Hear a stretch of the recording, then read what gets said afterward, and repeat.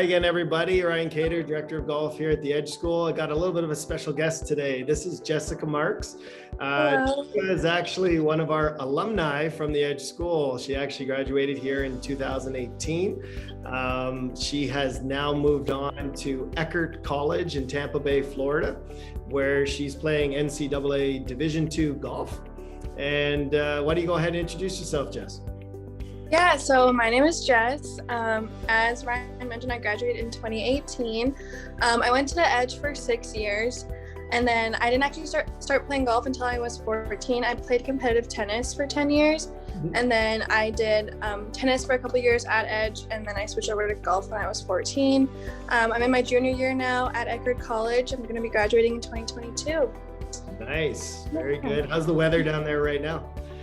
It's really nice. I believe today it's like 28 degrees, so it's really hot. It's a little better than Alberta weather. I'm a little jealous of that, there's no doubt. Having lived in Orlando for some time and spending quite a bit of time over in Tampa, I can tell it's a beautiful area. I've actually been to your school. It's stunning. So why don't you roll us through a little bit? You were telling me some really cool things about your junior days, besides the fact that you really didn't take it seriously until you were about 14, which is intriguing because we actually have a few players here at the school that are now right around that age group starting to take it seriously. Can you give us a little bit of a rundown how you played your junior golf and maybe lead into how you got recruited? Yeah, definitely. So I started playing when I was 14, and then I didn't really take it seriously until I was about 15. So I had about a year of just kind of like getting into the game, picking things up. And then when I was 15, I started seeing a coach like pretty much every single day. And I was training for golf. Like I would like go to school, then I'd go right to golf practice, and I'd get home at like 9 p.m. and then like do my homework and go to sleep. So it was like really hands-on. I was golfing, like golf took up a lot of my time growing up after when I was 15. And then I started playing in a bunch of events. So my dad, he just like threw me in to, I believe it was like the junior Alberta, like the provincials. I believe that was like one of my first golf tournaments. And I was terrified. Like I did not know what I was doing. And then from there I just kept playing MJTs and CJGAs. I played in the McLennan Ross Junior Tour in like a couple of their events. And then just kind of as like I got better at the game, I'd play I started to like perform better in the tournaments. And then I would play tournaments that were in BC. I would travel down to Arizona. I'd play some in California. And then when I was in my senior year of high school, so grade 12, when I was at Edge, we hired a recruiter. And they basically got all my golf stats. I had to like send them swing videos, also like, give them like my grades, my transcripts, all of that. And they sent all my stuff out to like, I think it was like 500 different schools in the US. And then whichever schools were interested, they contacted me back. The coaches would contact me. And so Eckerd was actually the first school to contact me. And which is funny because I saw that it was Florida. I saw that it was NCAA Division II, and I was like, okay, like this sounds pretty good. So I got into contact with the coach. He asked me to come down for a visit. So then in November of my grade 12 year, I went down there for a school tour, met the coach. I got to play with the girls on the team. Then they asked me to sign. I got an offer, and then I didn't sign until April because NCAA has like the 2 signing weeks. One is in November, one is in April. So I signed in April, and then I moved down here in August of 2018. Awesome. So life on campus, being a student athlete, why don't you give me like the brief synopsis of kind of like your week to week, or maybe even while you're in season, how many tournaments are you playing? How many hours of practice you putting in? Like, give me an idea of what your schedule is on a day to day right now. So we play 4 events in the fall and 5 in the spring. We have 1 more in the spring because of conference, which is like the big championship where every single team goes. And then depending on how you perform there, you can move on to regionals and nationals. And so we have team workouts 3 times a week. They're usually at 6 a.m., so they're very early in the morning. And then we train every single day except Sundays. So Sundays are our days off. We do have basically the way that my school works is like we only have 2 set team practices a week, but we have to go play or practice on our own 4 more times during the week. So like we just like text in our group chat with our team and we're like, hey, anyone want to go play a round of 18? Like I'm out of class at 2 o'clock. Then we'll go and we'll go play. So coach usually wants us to play 3 rounds of 18 a week and then have like a certain amount of hours of practice. And then on Saturdays, we actually have I think it's like an 8-hour practice on Saturdays. So we get up, we go to the golf course. We have like an hour range session. Then we have an hour short game session. Then we have an hour for lunch, and then we go play 18. So Saturdays are our long day, and then we have Sundays off. But yeah, it's a pretty hands-on, heavy duty golf schedule. It's kind of like you need good time management skills definitely to balance your athletics and your academics, but you get the hang of it eventually.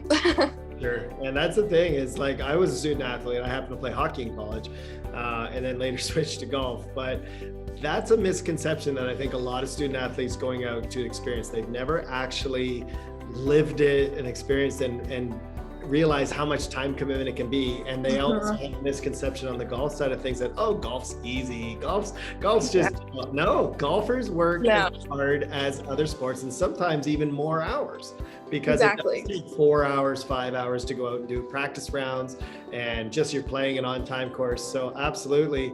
And you guys are a little luckier today than me when I was in the 90s doing this because we didn't even have really internet, let alone cell phone and data. We were doing it on the bus by hand and that sort of stuff. So absolutely managing the academic side and your travel schedules and getting work and assignments in, it's just probably the biggest part of the adjustment as much as it is living away from home. And in your coming from Calgary and moving to a very foreign place, you could say like Florida. What about culturally? What would you say is like a major difference that you had to adjust to? Definitely like the heat was honestly like one of the biggest things that was hard to adjust to. Like I know that's kind of like cliche because like Florida is so hot, but like compared to Calgary, like Florida is so hot. And also we have a different type of grass down here. We have Bermuda grass. So when I first came down here and started golfing, I was like, what the heck is this? Like, why does this grass like hug the ball so much? Like, why is it so much harder to hit out of the rough? So like, that was a really big adjustment for me, was definitely like the weather. And like the way that our college golf tournaments work is we play 36-18.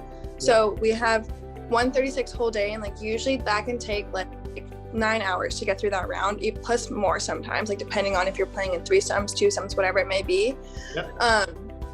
And so playing 36 holes, walking, carrying your bag in the Florida heat is tough. And so like that was something that was difficult to adjust to, but as I said, like it does like get better as you do it more often. So definitely that, and then the grass was adjustments that I needed to work on because it was just like so foreign to me when I came down here initially. Yeah, well, a lot of people have a misconception that golf is a power sport and it's not athletic. I'm like, yeah, try walking 36 holes in a day in Florida. Literally, carrying your bag, like carrying a bag. I recommend the push carts, but but either way, but you know, keeping up not only your nutrition, your eating habits on the golf course, granola, bananas, all those wonderful things. Of course, your water intake. It's a marathon. It's actually like endurance extreme. You got to have cardio. And once your energy level starts to peak, well, there goes your mechanics. There goes shots are going everywhere. And you did touch on it. We did another piece with a good friend of mine who lives in Florida as well. You got to have the course knowledge, the understanding that where you're playing, and yes, the type of grasses, the type of everything, wind, weather that comes into play. Some kids that are even from Canada or even northern states or anything, they've never seen it. And it's totally important to them. So part of our training that we're doing here is that we're going to get you ready for such things. So, you know, we will travel and experience those things firsthand, but also you have to train like you're going to play. Right? Practicing with that purpose and try to get to understand that you got to have a Florida game, a Texas game, an Alberta game, and a wind game, and an elevation game. So quickly then, a couple of places where you guys maybe have traveled as a team. Do you guys generally stay in the Southeast or where have you been? So our tournaments are predominantly in Florida. we usually only have 2 that are out of state, and they're in South Carolina. Yep. Unfortunately, because of COVID, our South Carolina tournaments, the school them actually cut their teams. So we will not be going to those tournaments anymore because they no longer exist, which is too bad. So yeah, right now, or at least this season, due to COVID, all of our tournaments were in state. Yeah. But I'm not sure yet what my coach is going to do next year. We might have out of state tournaments, just depending on everything. But yeah, mostly just in Florida. For sure. You said, and you told me earlier too, that you battled through a few injuries in your time there. So, those are all hard with golf, the wrist injuries or back injuries or everything you got going on. And that also can wear on you a bit mentally as a student athlete. Oh, for sure. Sport, you can't do it. So, maybe what are a few things that you have for student athletes to overcome some obstacles like that? And besides COVID, because we're all hoping COVID's going away, but, working on these and such, how did you overcome? When I initially got injured, I was so upset, as anyone would be. You dream of playing college golf your whole life, and then you get it taken away from you because you're injured. But honestly, I just needed to remind myself that it really wasn't my fault, because my specific injury, I was born with it. So it wasn't like I did something to injure myself, it was my fault. So I had to remind myself about that, but then also just need to keep in mind that injuries do heal. And even though you're going to be out for a certain amount of time, you're going to bounce back. Yeah.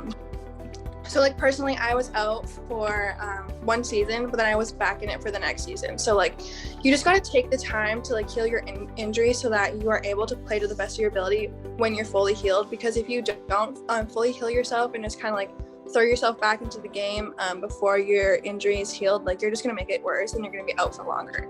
Oh yeah. I also think that it's just having that mental toughness and just trying not to get down on yourself or be why me? Don't get in that why me kind of mindset, because that's not healthy either. Yep. And there's always a bright side to everything. Everything does happen for a reason, and no matter what you're going through, you're going to come out of it even stronger. So I tell myself that. Yeah, no, that's awesome. And it's harder than it sounds. And do the rehab and listen to your coaches, listen to your therapist, listen to everything around you. You got a support system, So, definitely. So, finally, Jess, even as the most basic advice for these up and coming players that we have in our program, or just juniors in general, to get to where you are now, what do you think your best piece of advice is? To get to where I am right now, my best piece of advice would just be to believe in yourself.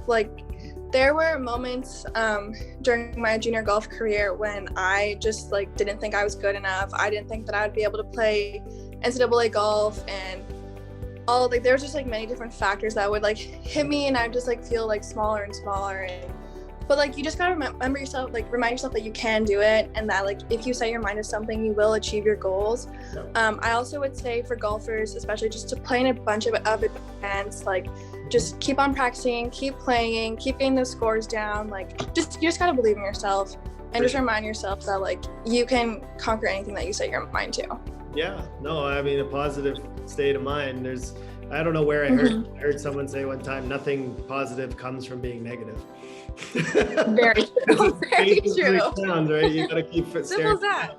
And you have to learn and understand that the challenge is part of the fun of it, and keep going, and just keep celebrating the wins and keep moving forward, and you'll probably get to as good as you're going to be, and that's the thing. But surrounding yourself with a good team and the support system and everything else that we as a school can bring, and that sort of stuff. But you're an example of the end product that we can do it. And I think for sure I can already tell without even asking you, but if any of our players want to reach out to you directly, I'm sure you'd be more than willing to help. So there's definitely. There's mentors to be found, and you can talk to them. I know several other people like yourself and former players, and anything that you can take that's advice, you'll take a little bit from one person, a little bit from another person. And that's the thing, is you're not in it alone, right? You're never. Exactly. So it's great. And I was going to mention Edge, especially for all the current golf students who would like to go on to playing college golf, definitely take advantage of the resources that Edge has to offer you, because Edge, they have so many different opportunities and resources and coaches, and like you guys have Matt Brown and everything. Just like take advantage of all of that, because it will really set you up for success in your college career. Oh, that's great advice for sure.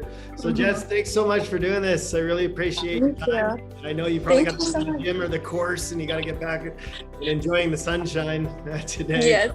Look forward to meeting you in person maybe this summer, and maybe we can have you out with the team before you head back. But it's great to have you to the campus. But thanks so much for doing this today. Thank you so much. It was a pleasure.